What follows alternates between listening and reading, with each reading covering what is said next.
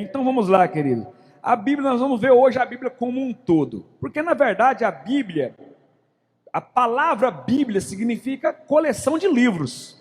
Daí é lá no grego biblos, de onde se originou a palavra biblioteca, coleção de livros. Então a gente sabe que a Bíblia, ela tem quantos livros? A Bíblia, ela tem, o bom desse estudo bíblico é que serve para aquele que está chegando na igreja hoje. Cara, primeira vez que eu estou chegando na igreja, vai começar a aprender do zero, é do beabá. Então a Bíblia, ela tem 66 livros, anota aí, 66 livros. Mas ela não deixa de ser um livro só. Porque aqui não são bíblias, é Bíblia. São livros que aqui se somam em um só. Uma única coleção em um. Correto? Então nós temos, a Bíblia, ela é dividida em duas partes. Ela é dividida em duas partes.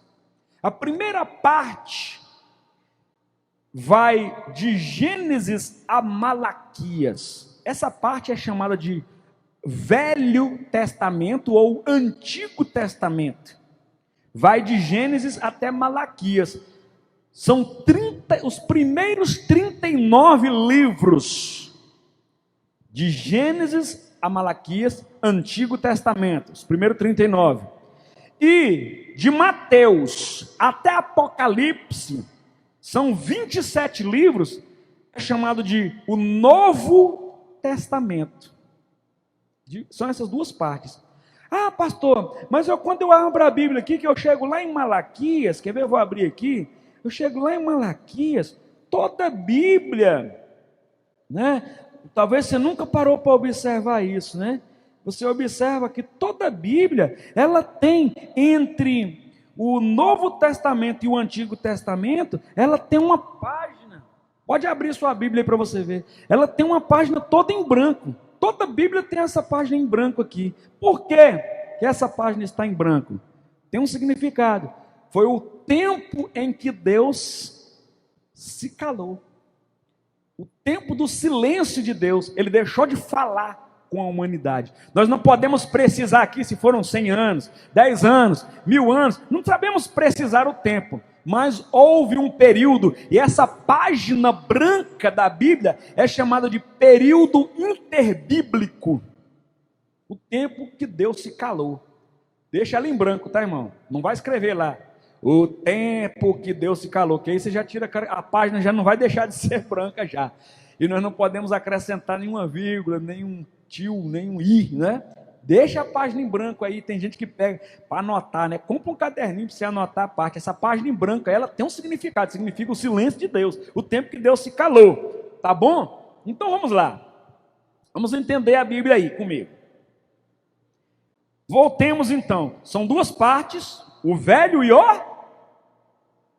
Testamento e participa comigo aí, irmão, Novo Testamento. O Felipe vai me emprestar o celular dele ali, vai colocar aí no canal aí, vai me emprestar para me acompanhar vocês, que o meu celular fica ali filmando, então eu preciso acompanhar aqui para ver, de repente tem alguma pergunta que a gente consegue responder, nós vamos tentar interagir um pouquinho aqui com os irmãos. Então, queridos, aí no Velho Testamento, por sua vez, existem também as divisões aí.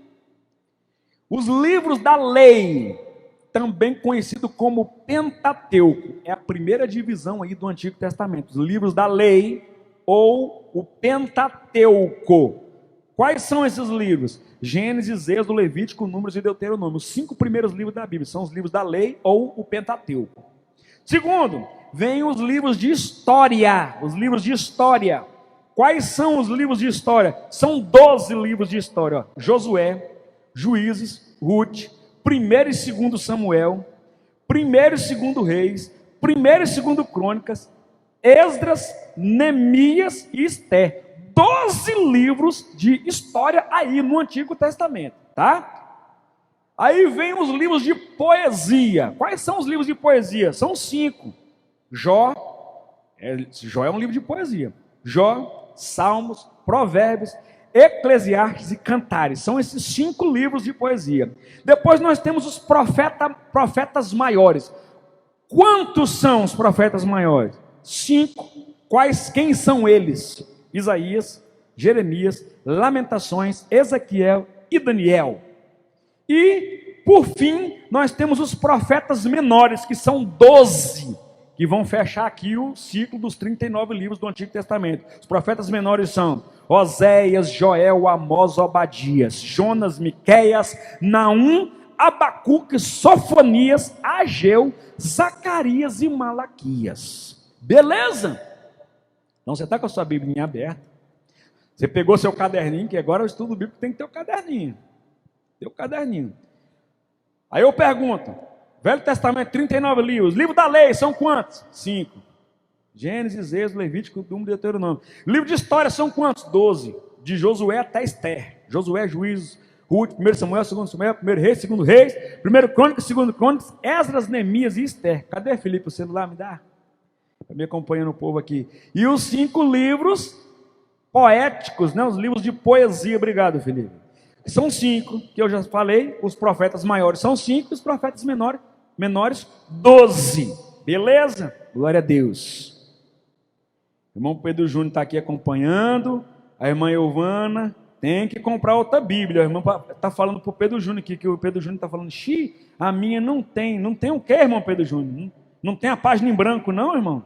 Deve ser a página em branco que não tem. Rasgaram, né? Aí a Euvana falou, compra outra. Essa Euvana é demais, viu?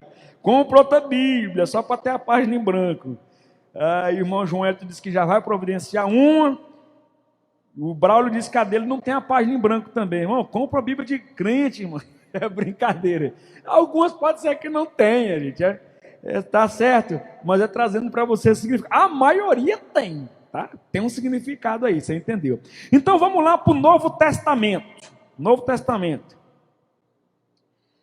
São quantos livros do Novo Testamento? Vamos ver quem vai responder primeiro aí.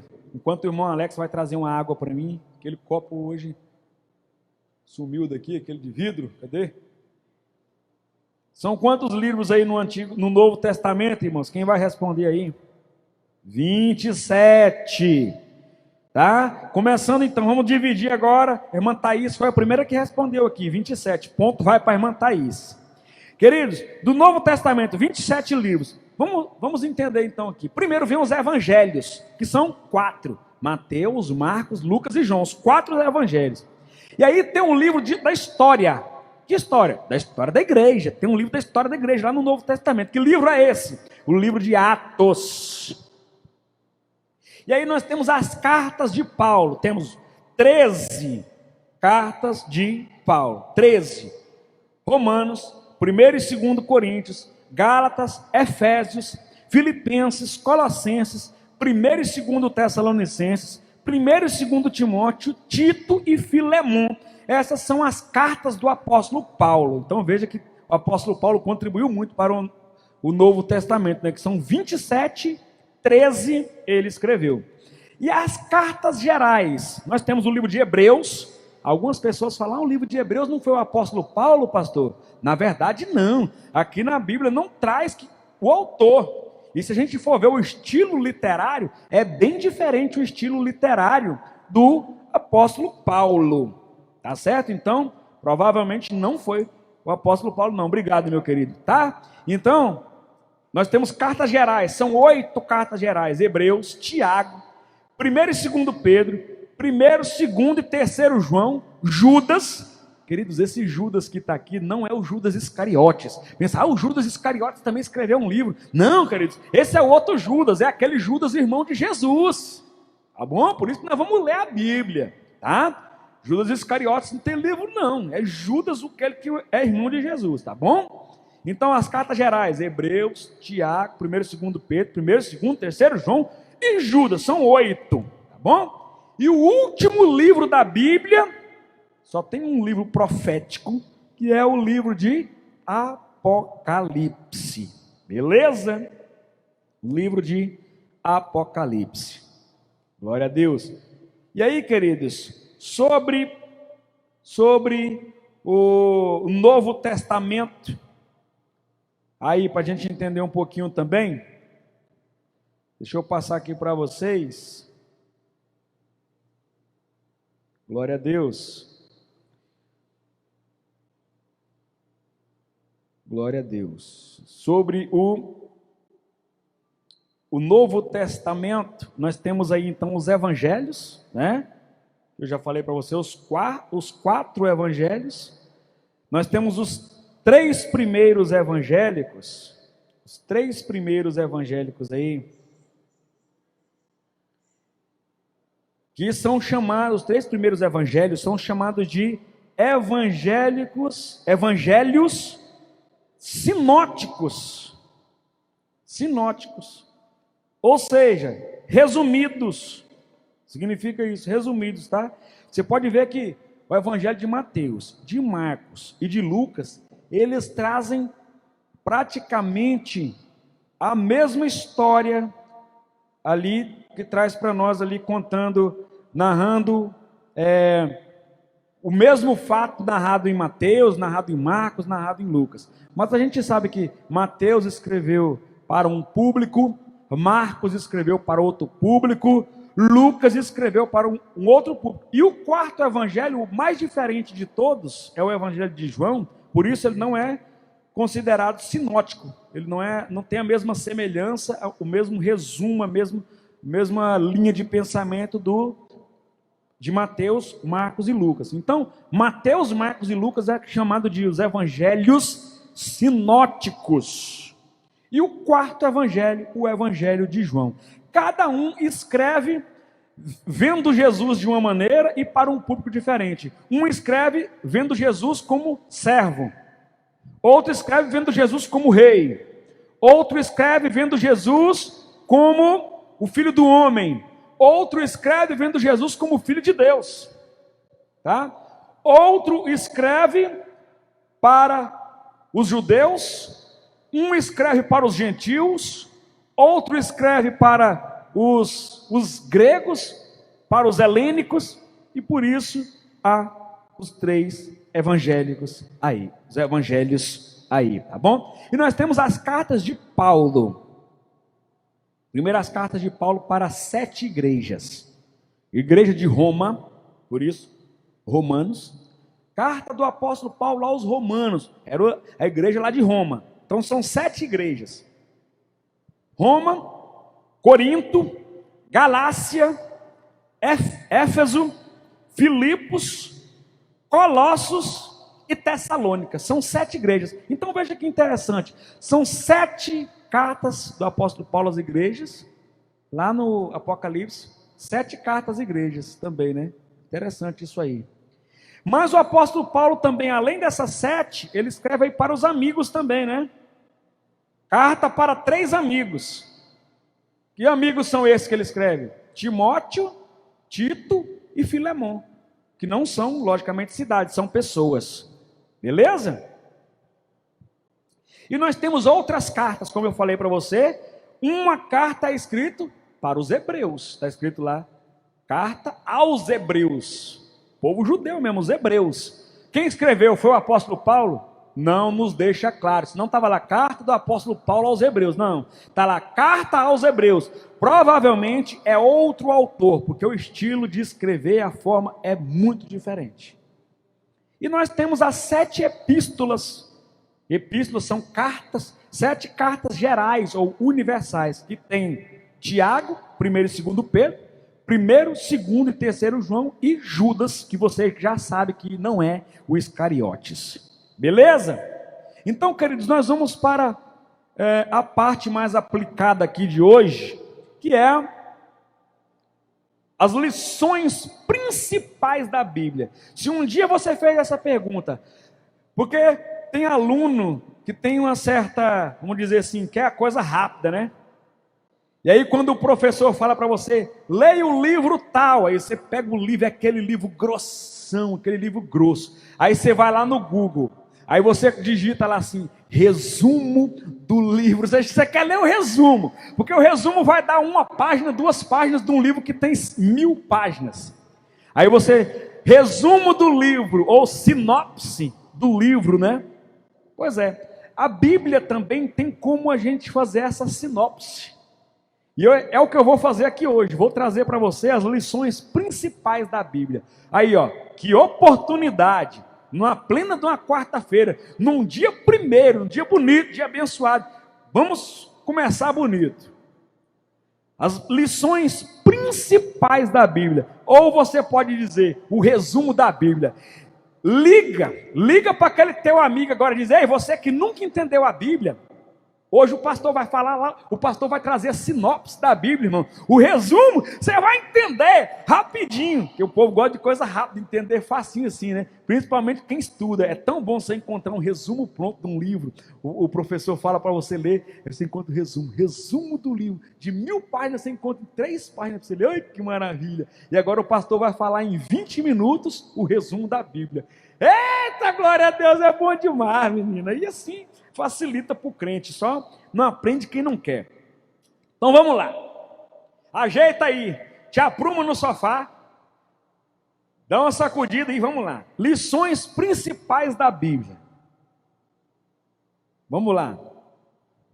Eu dividi aqui, queridos, em 7 partes. Parece que tem tem tudo a ver com 7 mesmo, né? 7 cartas, 7 igrejas, 7...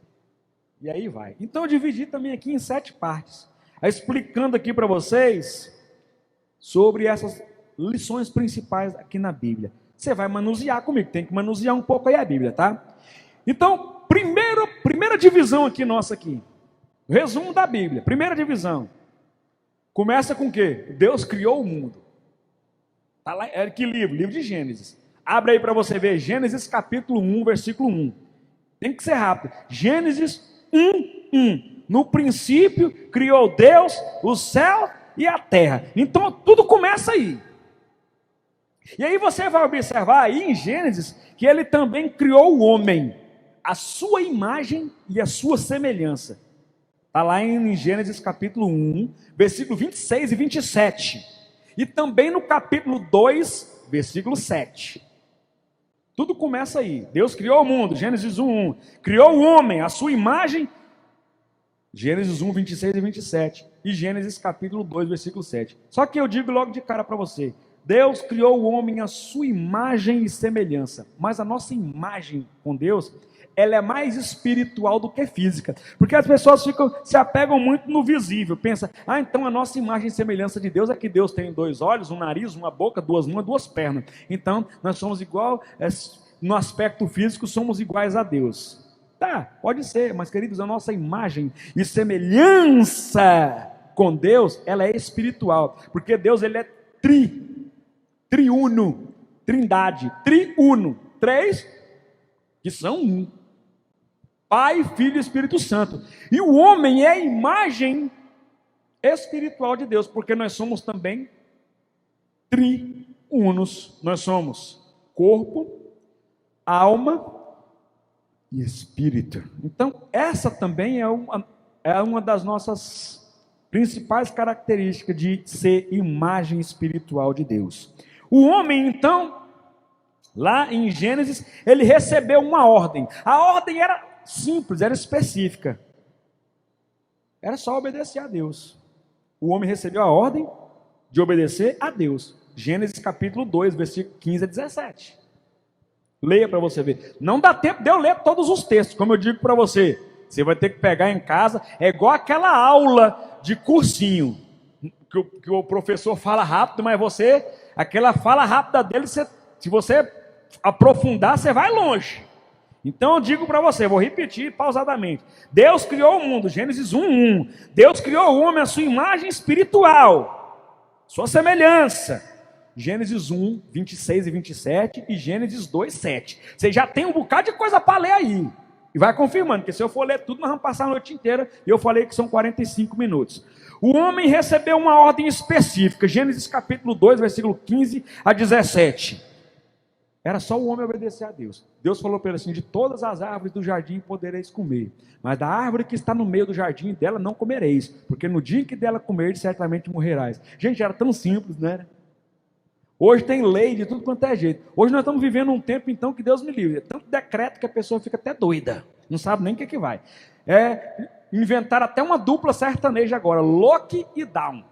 Tem até uma dupla sertaneja já. Que fecha, abre, agora pode ir. Não, fica em casa. Pode sair agora, volta para dentro de casa. Pode abrir a padaria, fecha a padaria. Pode abrir a loja, fecha a loja. Então, lá no Éden, o homem só tinha uma ordem: não comer daquela árvore. Só essa lei que ele tinha que cumprir. E ele não conseguiu cumprir, né? E você já sabe o resultado da história. O que acontece? O resultado da história vem um segundo tópico. O primeiro tópico eu já terminei. Deus criou o mundo, criou o homem e colocou uma lei para o homem obedecer. Era só não comer da árvore do conhecimento do bem e do mal que ficava no meio do jardim. E Deus falou: o dia que dela comer, certamente morrerás. Pois é, e o homem foi comer. Oh, curiosidade, viu? A mulher foi lá, deu para o homem, etc. Então vamos lá. A irmã Janaína está acompanhando aqui, diz que é mais ou menos tipo Telecurso 2000. É isso aí mesmo, irmã. Telecurso 2000, Damásio, esses cursinhos aí que o professor fala disparado, mas depois você tem que se virar nos 30 para aprender aí, tá bom? Estou dando toda a dica aqui. Segundo tópico, o que é que o diabo fez? Ele tentou o homem.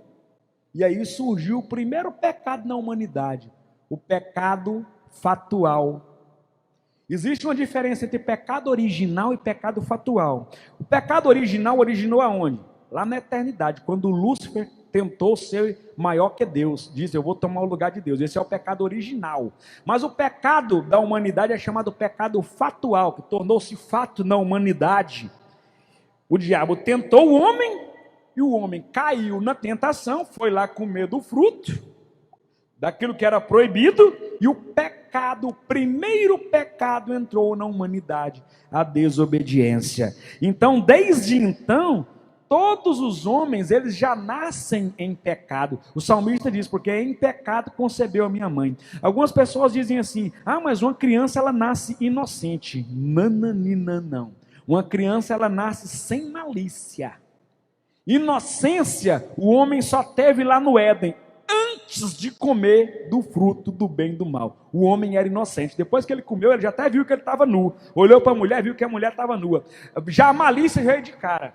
A maldade veio de cara. E a criança já nasce em pecado. Prova é que se você pegar teu filho e falar assim: não mexa nesse vidro de álcool em gel, que é o que mais tem na sua casa aí hoje em dia, né? Não mexa nesse vidro de álcool em gel. Vira as costas, a primeira coisa que o menino vai mexer, ele já tem tendência para fazer o que não presta. Olha, não coloca o dedo ali na tomada, vira as costas, ele quer colocar o dedo lá. Ele quer justo fazer o que é proibido. Por quê? Herdou isso de Adão e Eva. Todo homem nasce em pecado e continua pecando por si mesmo. E a humanidade, a cada dia que passa, se afasta mais de Deus. E quanto mais a humanidade se afasta de Deus, se afasta para a sua própria condenação. Aí esses textos aqui eu quero ler com você. Isaías capítulo 59. Aleluia. Isaías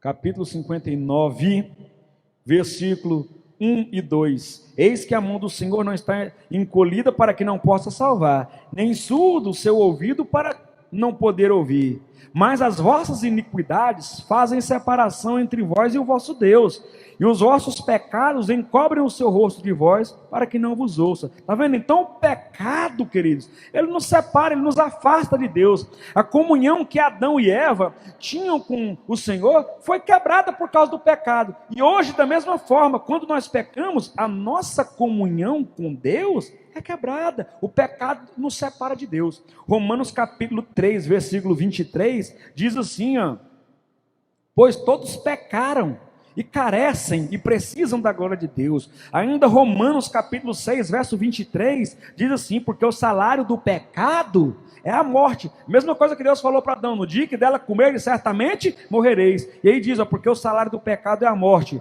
mas o dom gratuito de Deus é a vida eterna em Cristo Jesus, o nosso Senhor. E aqui nós terminamos o nosso segundo tópico e vamos para o terceiro. Olha o resumo da Bíblia, você entendeu tudo do começo, né? Começou bem, Deus criou o mundo, o homem estava lá bonitinho, estava legal, Deus colocou só uma lei para ele, ele foi descumpriu com a lei, o diabo entrou no meio.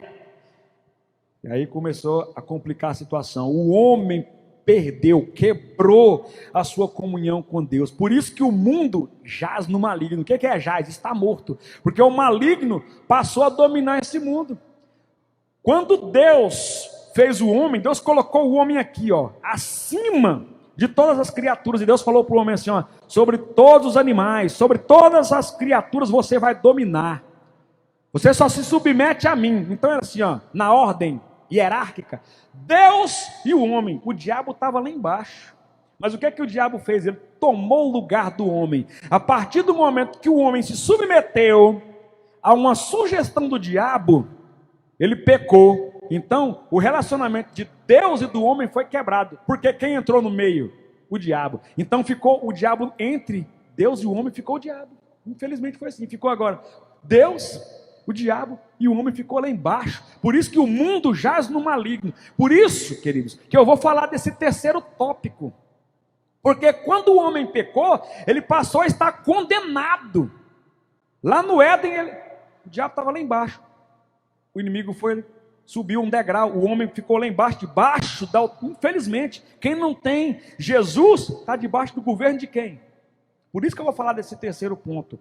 Para libertar o homem da condenação do pecado, porque quando o homem pecou, ele ficou condenado. O diabo ficou lá por cima, infelizmente. E diz mais, há um texto bíblico que o diabo é o Deus desse século. O Deus com D minúsculo, né? Mas infelizmente ele domina. Tanto é que ele domina que ele ofereceu para Jesus e diz, tudo esse mundo eu posso te dar, porque a mim me foi dado. Quando ele diz, porque a mim me foi dado, quem foi que deu? Adão, lá no início. Pegou e deu para ele de bandeja. Então, terceiro ponto, para libertar o homem da condenação do pecado. Quem foi levantado? Quem foi enviado aos homens? Repete comigo aí em voz alta. Jesus Cristo. Ele foi enviado como Salvador dos homens. 1 Pedro capítulo 2. Está vendo aí? Por isso que Jesus entra na história. Aí ele entra, porque só Jesus é que pode vencer o diabo. Venceu, vence e sempre vai vencer o diabo. Nós sozinhos não iríamos conseguir. 1 Pedro capítulo 2, versículo 21. 1 Pedro capítulo 2, versículo 21.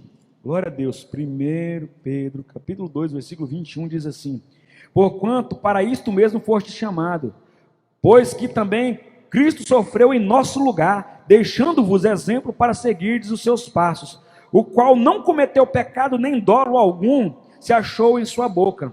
Pois ele, quando ultrajado, não revidava com ultraje, quando maltratado, não fazia ameaças, mas entregava-se àquele que julga retamente. Versículo 24, carregando ele mesmo em seu corpo sobre o madeiro os nossos pecados, para que nós, mortos para os pecados, vivamos para a justiça. Por suas chagas fostes sarados. Versículo 25, porque estavais desgarrados como ovelhas, agora porém vos convertestes ao pastor e bispo das vossas almas. Queridos, então somente através de Jesus Cristo nós podemos ser reconciliados com o Pai.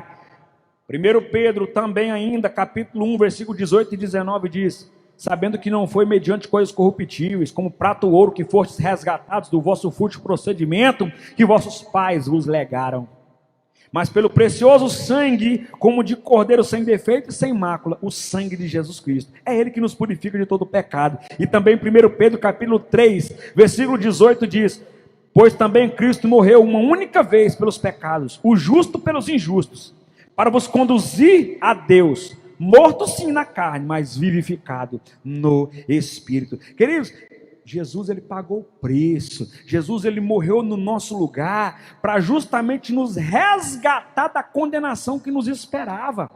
Você vai ler isso, não vou ler, mas você vai anotar aí. Romanos capítulo 5, versículo 6 a 11. E 2 Coríntios 5, de 18 a 21. Jesus morreu no nosso lugar, nos resgatou do império das trevas. Então, ou seja, quando a pessoa não tem Jesus, ele está debaixo do senhorio, debaixo do poder do diabo. Mas quando a pessoa entrega a vida a Jesus, ele volta a estar por cima. E é por isso que a palavra diz assim, ó, que nós em Jesus Cristo já estamos assentados com Ele nas regiões celestiais. Ele nos coloca por cima e não por baixo. por cabeça e não por cauda. Por isso que Jesus Cristo diz assim: eis que vos dei autoridade para pisardes serpentes e escorpiões e sobre toda a obra do diabo. Só pode fazer isso quem tem autoridade dada por Jesus. Quem não tem, está debaixo ainda da autoridade do Deus com D minúsculo, do inimigo das nossas almas, do Deus desse século. Quarto ponto, é o que eu digo: aqueles que aceitam a Jesus Cristo, aceitam a salvação que Cristo oferece, a história da vida dele muda. Ele deixa de ser condenado e passa a ser livre. Se Cristo vos libertar, verdadeiramente sereis livres. Toda a obra do diabo é destruída na vida daquela pessoa. E aí, quando a pessoa aceita a salvação que Cristo oferece, logo ele tem um desejo do quê? De ser batizado. O que é ser batizado? É confirmar a sua fé em Cristo Jesus. O batismo significa, é o ato de mergulhar nas águas, significa eu estou morrendo para aquele velho homem, morrendo para aquela velha vida. O ato de se levantar da água, eu estou nascendo para uma nova vida em Cristo Jesus. Então, a partir do momento que a gente aceita a salvação, aceita Jesus Cristo como nosso Senhor e Salvador, aquilo que Cristo nos oferece, recebemos e confirmamos pela fé através do batismo, nós somos colocados por Deus na igreja. Aí nós fazemos parte da igreja. A igreja é o corpo. Marcos capítulo 16. Marcos capítulo 16. Glória a Deus. Eu vou disponibilizar esse estudo aqui. Vou tirar a foto dele. Vou mandar no grupo da família também, IBA. Bom? Glória a Deus. Então, veja bem, queridos. E se a irmã Thaís puder, ela também vai anexar lá no YouTube, juntamente com o estudo. Marcos capítulo 16, versículo 16, diz assim: quem crê e for batizado será salvo. Quem não crê, será condenado. Atos capítulo 2, versículo 38. Atos capítulo 2, o versículo 38, glória a Deus, aleluia, Atos 2, 38, diz assim, ó: arrependei-vos e cada um de vós seja batizado em nome de Jesus Cristo para a remissão dos vossos pecados e recebereis o dom do Espírito Santo. Versículo 41 a 47, você vai ver lá os que foram convertidos, como eles passaram a viver. Então, queridos, uma vez entreguei minha vida a Jesus, batizei, eu faço parte do corpo de Cristo. E uma vez dentro desse corpo, como parte desse corpo, dentro da igreja, o crescimento vai sendo trazido para a minha vida através do Espírito Santo. Efésios capítulo 3, versículo 16 e Gálatas capítulo 5, versículo 22 e 23. Vamos ler primeiro Efésios. Olha o que é que o Espírito Santo vai fazendo. Olha o que é que o Espírito Santo vai fazendo a partir do momento que a pessoa passa a fazer parte da igreja. Efésios 3, versículo 16. Para que, segundo a riqueza da sua glória, vos conceda que sejais fortalecidos com poder, mediante o seu Espírito no homem interior. Então, quando a pessoa entrega a vida a Jesus, é batizado, faz parte da igreja, está dentro da igreja, o Espírito Santo vai trazendo crescimento para ele. E lá em Gálatas capítulo 5, também vai dizer aí, ó querido, que o Espírito Santo nos traz, versículo 22 e 23, o Espírito Santo é amor, alegria, paz, longanimidade, benignidade, bondade, fidelidade, mansidão, domínio próprio. Está vendo? O Espírito Santo vai conduzindo aquela pessoa, e a pessoa vai crescendo cada dia mais. Quinto ponto, e aí vem, infelizmente por causa de Adão, uma realidade dura, uma realidade cruel, que todo homem tem que enfrentar. Qual é essa realidade? Vamos ver quem vai responder aqui, enquanto eu tomo um copinho d'água. Depois que Adão pecou, que Eva pecaram, qual é a dura realidade que o homem tem que enfrentar? A Bíblia também fala disso.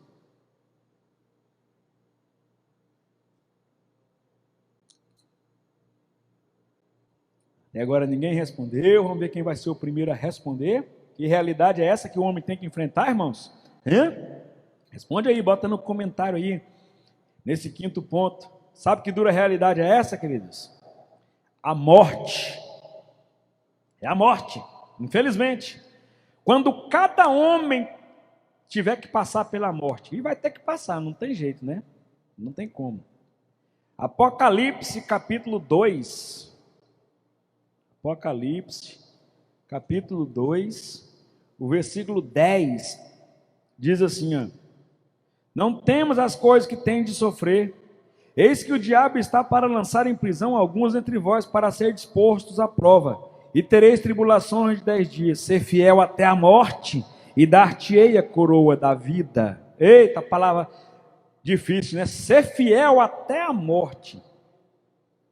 O Pedro Júnior disse que aqui trabalhar para ele parece que é pior do que morrer, que ele falou que a pior consequência do que ele colocou aqui, trabalhar. Não é não, irmão Pedro Júnior, é morrer mesmo, meu filho. Morrer é pior que trabalhar. Apesar de que trabalhar foi uma das consequências também. Deus falou, trabalhar vai comer do teu próprio suor, né? Mas a morte ainda é pior do que ter que trabalhar. É ter que deixar o mundo dos vivos e ir para o mundo dos mortos. O mundo dos mortos é chamado de Hades ou além. Vamos ver Hebreus capítulo 9? Vamos ver comigo aí, Hebreus capítulo 9.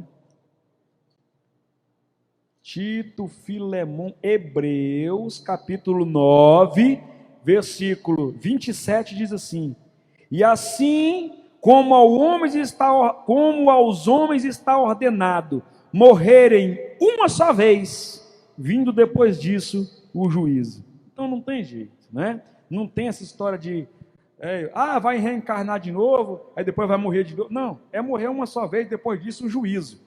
Depois da morte, queridos, é o juízo. Ou é além, ou é Hades. Pastor, o que é além? Foi para o além. Calma, já vou falar, irmão, se acalma.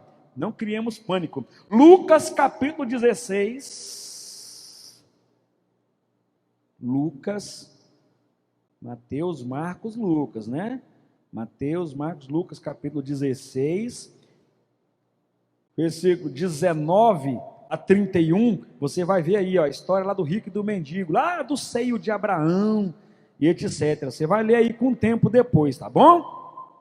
Mas, conforme a informação bíblica que temos aqui, porque aí o seio de Abraão, queridos, é lá até antes de Jesus ressuscitar, porque depois que Jesus ressuscitou, ele fez inclusive uma promessa para o ladrão lá da cruz: hoje mesmo tu estarás comigo no paraíso. Não era no seio de Abraão, era no paraíso. Então o seio de Abraão, depois da ressurreição de Jesus, deixou de existir, um novo lugar foi inaugurado. Então, conforme a informação bíblica, o além é dividido em duas partes: paraíso e tártaro. Tártaro não é aquele negócio que dá no dente, não. Tártaro aqui é a palavra grega para inferno. Então existe, depois do além, ou seja, depois da morte, a pessoa vai para o além vida. Ou ele vai para o paraíso, que é com Jesus, ou ele vai para o tártaro, que é o inferno. Veja comigo Lucas capítulo 23. Só existe essas duas realidades, não existe outra. Lucas capítulo 23. Veja que eu comecei lá em Gênesis, já estou falando já depois, quando o homem morrer, tá vendo? Lucas capítulo 23, versículo 43, diz assim: Jesus respondendo, em verdade te digo, que hoje estarás comigo no paraíso. A prova de que não é no seio de Abraão, lá de Lucas capítulo 16. E segundo Pedro, vai lá para frente, irmão, mexe a Bíblia aí, tá vendo? Segundo Pedro, capítulo 4, capítulo 2, que não tem 4 não, pastor, vigia. Segundo Pedro, capítulo 2, versículo que é o 4, tá? E o versículo 9. Segundo Pedro, capítulo 2, versículo 4 e versículo 9. Olha o que diz o versículo 4 de segundo Pedro, capítulo 2, versículo 4. Ora, se Deus não poupou anjos quando pecaram, antes precipitando-os no inferno.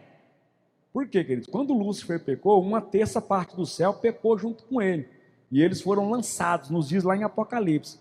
ele arrastou consigo uma terça parte das estrelas do céu. Então aqui, ó, se Deus não poupou os anjos quando pecaram, antes precipitando-os no inferno, os entregou a abismos de trevas, reservando-os para o juízo, e não poupou o mundo antigo, mas, eu vou pular para o versículo 9, vou ler o 4, do 4 eu vou pular para o 9, diz assim: é porque o Senhor sabe livrar da provação os piedosos, e reservar sob castigo os injustos para o dia do juízo. Queridos, então, queridos, o inferno é real, ele existe mesmo.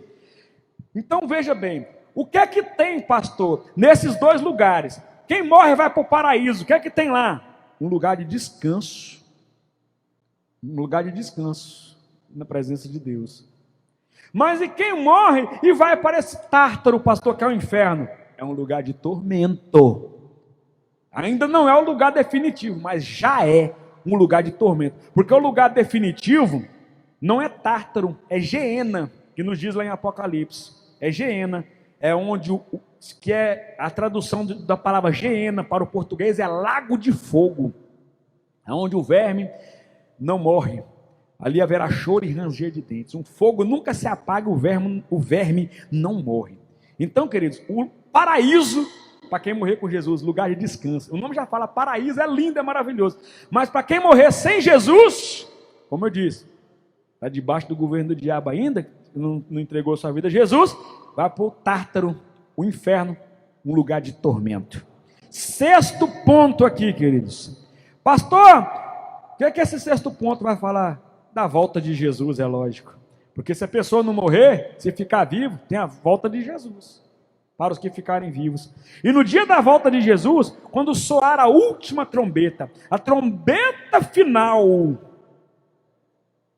todos, 1 Tessalonicenses, capítulo 4, vamos ler? 1 Tessalonicenses, capítulo 4, rapidinho a gente lê aqui, irmão.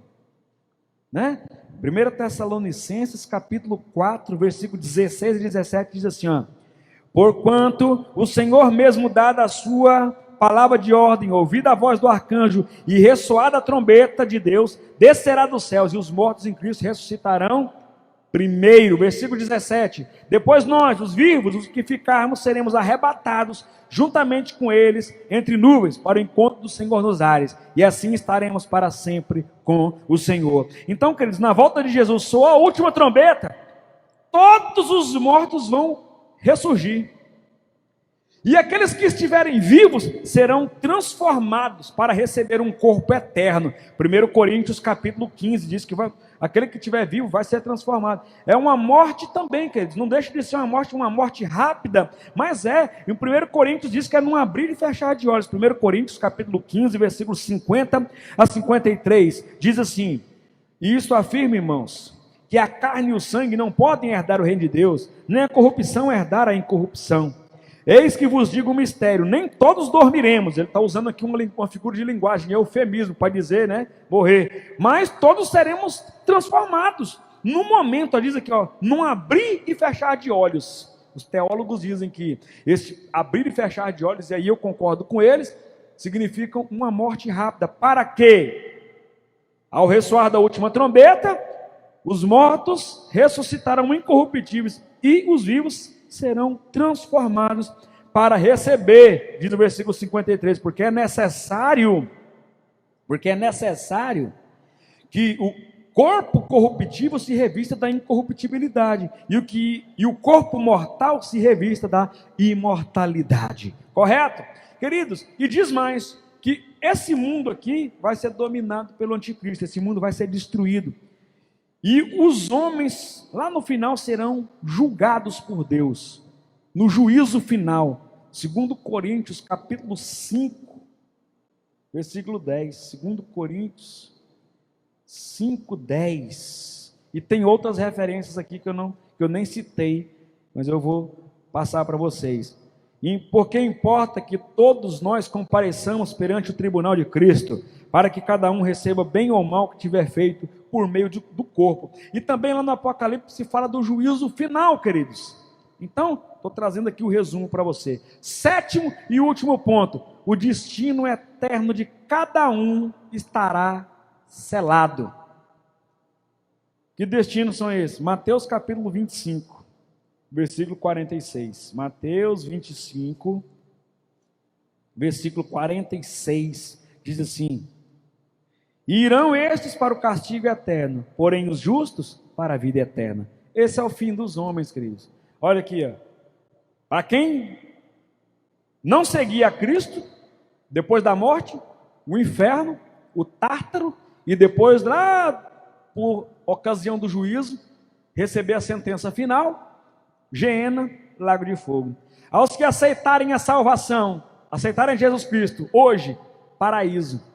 Por ocasião do juízo final, perfeito estado eterno, novo céu e nova terra, que nos diz lá em Apocalipse, no capítulo 20 e, deixa eu conferir aqui, novo céu e nova terra, salvo engano é o capítulo 21 de Apocalipse, e vai nos falar aí, novo céu e nova terra. Aí é o que os teólogos chamam de perfeito estado eterno. Estaremos eternamente com o Senhor. Está vendo aí, queridos? Que é fácil entender a Bíblia, de Gênesis a Apocalipse, uma sinopse da Bíblia, para você ficar ligado. Nós vamos ficando hoje por aqui, nós não vamos nem cantar o cântico hoje no final, porque a nossa hora já está avançada. Quero aqui encerrar, fazendo os agradecimentos e o pedido aqui para os irmãos.